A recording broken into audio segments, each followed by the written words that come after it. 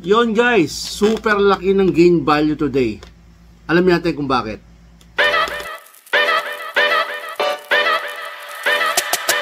Yo!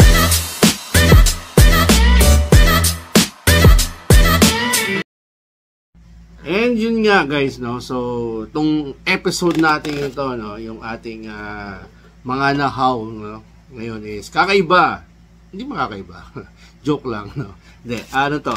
Halo-halo to pero somehow may pumasok ulit sa ating collection budget ng grill, kaya meron tayo na paikot, no? Hindi ko lang kung tatawagin nyo kung ano ba, 5,000 Funko challenge to grill or 5,000 flip challenge, no? Anyway, kung naman basta you get my point naman kung paano, no? So grabe yung ano natin ngayon, yung naging ngayon, based dun sa HABI-DB, no?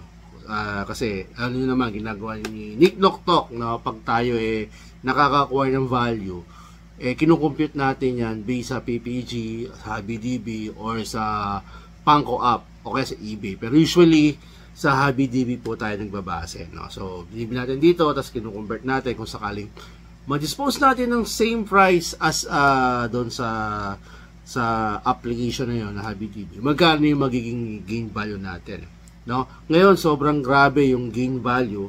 Kung bakit, i-explain ko sa inyo kung bakit, no? So total ngayon guys, tong lahat nung na-acquire natin, no, sa mga actually ano to dalawang galing, isa auction, no? Isa auction, na dalawang item na kuha natin, isang auction. And then yung isa naman na dibs natin, no, sa Funko. I forgot kung saang group ng Funko nasa Facebook, pero nakalimutan ko rin yung sino yung napagkuhaan natin, pero mamaya hanapin natin yung pangalan niya. And then yung dalawa naman dito na batch, no, galing to sa, actually tatlo to, no. Yung isa kasi nakuha natin to sa isa, tatlo to, no. So hunt naman to, so lumalabas ano tayo, naghanap tayo pumunta tayo sa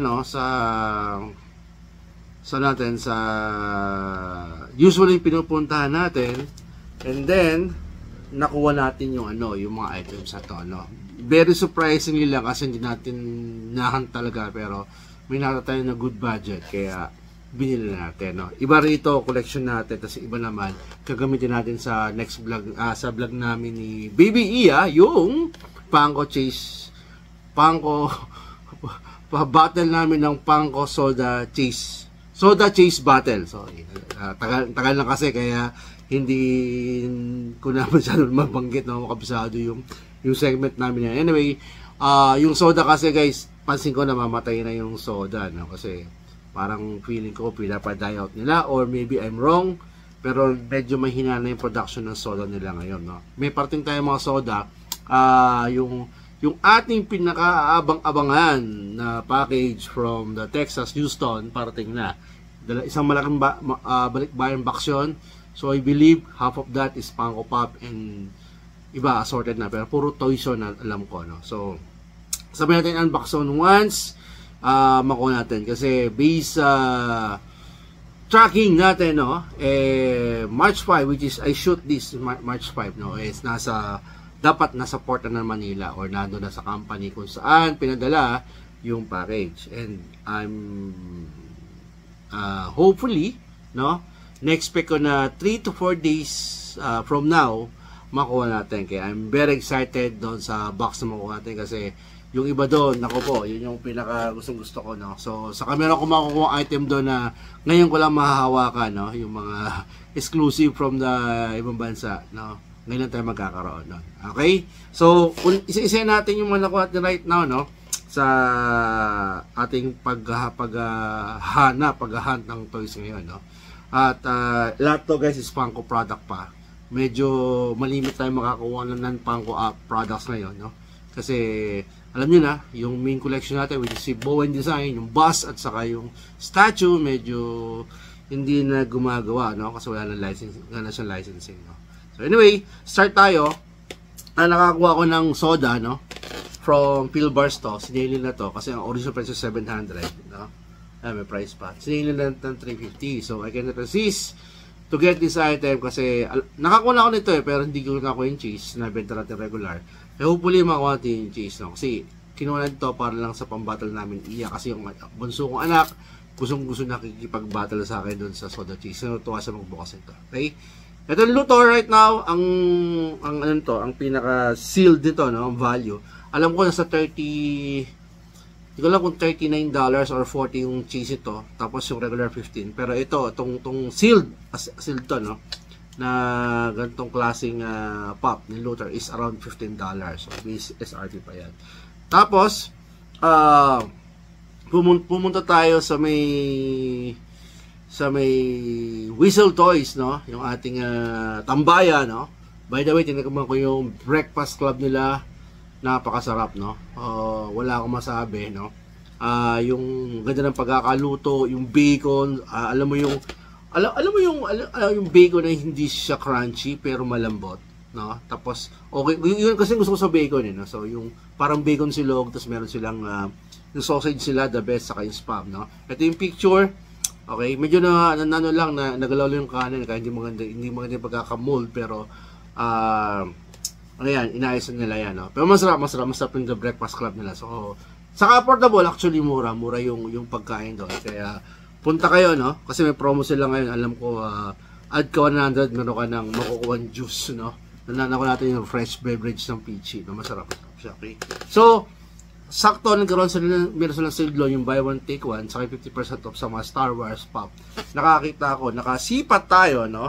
From sa table natin mula doon sa pinaka-display. Nakuha natin sa Whistle Toys, Quezon City, yung Power Galaxy na si Padme Amidala, no?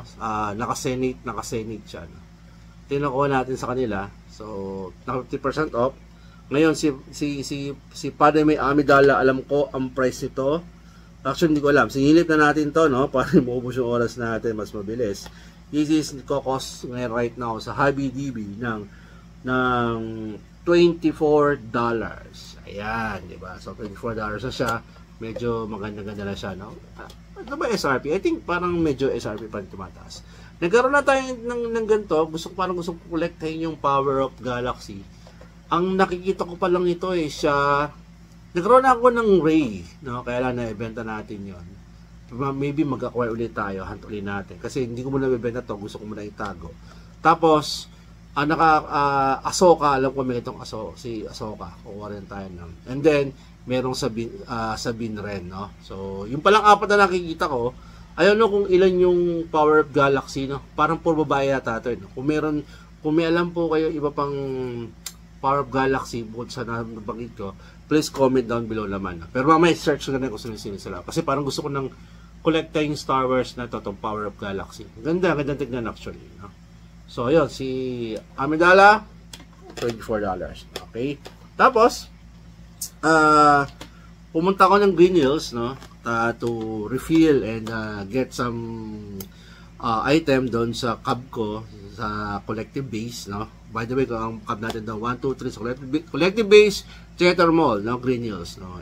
Mayroong bumili sa atin na kailangan ipa-deliver from LBC, kaya pumunta ako din, and then nag-refill na lang some stuff, no? So, nung pauwi na ako, patapos na ako, so, hindi ko lang ba't pa ako nakasilip, nakakita ko ng nakasale doon actually, 3 for 100. 400 isa, tapos pag tatlo, 1,000, nakaya itong Happy Gilmore. Alam niyo naman na, kung nagkatan, Adam Sandler na Funko Pop, so, Adam Sandler lang. Actually, ito, meron tayo itong saka ito. And hindi ko lang na meron palang gantong Funko Shop exclusive na Happy Gilmore. So, no? Nakita ko po siya na naka 400 each, tapos 3 for 1,000. Kaya ginawa ko, sinabayan ko na ng Doctor Strange. Ito, isang cab to saka si Zombie Hunter, no? Spider-Man. Explain ko sa inyo mamaya kung ba't ko kinuha to. Ito kasi, malapit na mabuo yung Adam Sandler, konti na lang. Sa inyo, nanalo dun sa may bathtub na naka-bathtub siya. Pero anyway, maybe makakuha tayo na, no? Si Adam Sandler right now, Happy Gilmore. One of my favorite movie one of my favorite movie ng Adam Sandler. Marami akong favorite movie ito, yung Billy Madison, Happy Gilmore, Airheads, sama si Brandon Fraser. Marami siyang magandang pelikula, kaya gusto ko kolektahin yung Happy Gilmore na Adam Sandler's na movie Funko Pop, no? Siyempre, atin to, per keeps to, kaya natin bibenta to, no? So, good thing na ko ng mura. By the way, sa Adam Sandler, eto, nataka ako eh. Sa Pilipinas, mura, pero ang value na sa US na mataas. I think, ito, check ko na sa $50 na si Happy Gilmore, no? Kaya, sa inyo, ang laki ng shoot up ng ano natin, ng gain natin yan, kasi grabe yung makuha natin price from, yung mga price value natin from the HabiDB as yung versus na nakuha natin amount sa peso dito sa Pilipinas, no? So, ito nakuha natin, and then, ba't yung sinama to? Kasi dapat 400 na lang, pero nahinayang kasi ako, sayang naman, kasi ko si front each, so 1,000, 2,000 din minitipid ko, and kailangan ko na pang-battle namin ni Iya, kasi right now, yung looter pa lang yung hawak ko, tapos yung dalawa. Hindi ako usually bumibili ng mga soda na walang numbered, kasi may numbered, no? Kasi for me, walang fun pag walang numbered, no? Alam na, Bowen collector tayo, gusto na numbered. Kasi ito may chance of chase. Kaya lang, hindi mo alam kung gano'ng karami ang meron nito, saka to. Kaya, kukunti yung collector ng ganitong pop na walang, collector ng ganitong soda na walang numbered, no? Pero just for fun, just for the battle namin ni Baby Iya, kaya ako kinuha itong dalawa to, no? Hopefully makuha ko yung Doctor Strange, pero kung hindi ko makuha yung Doctor Strange sa Chase, okay lang kahit yung regular kasi it's cool naman, no? At dito gusto ko makakuha yung Zombie Hunter na Spider-Man na Chase. Actually yung Chase alam ko nakamas siya, no? Munti nakamas. Sana makuha natin, no?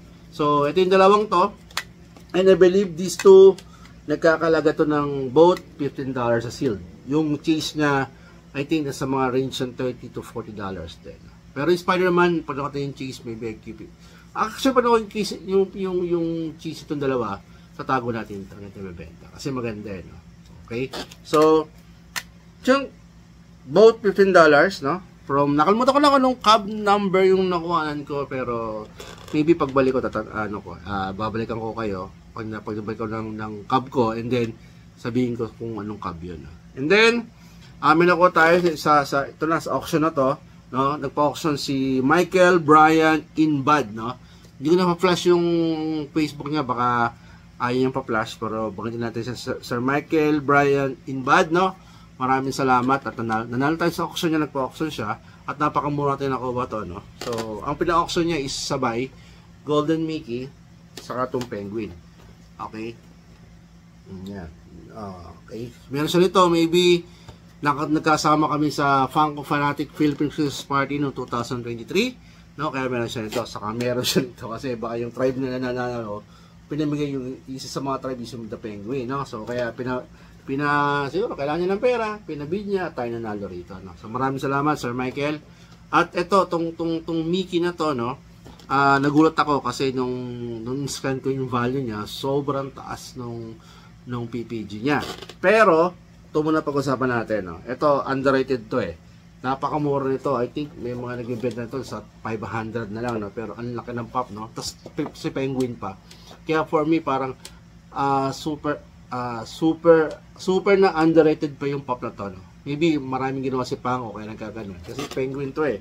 One of the main villain ni Batman. Tapos makikita niyo yung duck na ganda. No?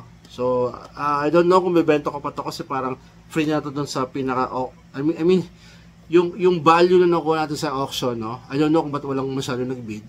Parang ito lumalabas free na. Tapos yung nakuha natin, napakamura pa. No? Kaya, sulit to, parang gusto ko siyang itago. Pero kung meron ko siyang bumili, pwede naman, no? Kahit mababa ang presyo, bigyan natin, wala problema. Pero maganda siya actually. Pero parang gusto ko siyang itago. Kung sana kung yung duck nito, hindi siya yung nakagulong na ganyan, no? Kumbaga yung ang duck na is yung duck talaga. Ayan, tago natin to kasi mahilig tayo dun sa mga rides na mga naka-ride mga superhero villains na nakasakay sa mga hayop, no? Kaya gusto natin, ito mechanical duck. So maybe consider na rin, pero tingnan natin, pag-isipan natin yan. So ang presyo ngayon nito, no? Medyo mataas pa rin to sa Pilipinas, napakababa. Pero sa BDB sa around $40 pa to. Sa ibang bansa $40 pa. Medyo masim pa, no? $40. And then, pagkasama na ni Mickey, no? To Mickey, isa sa mga Mga pinaka-collectible na item ng bukod sa anime, of course, Disney. And ito nalabas to nung Funko Fanatic Philippines nung December lang to.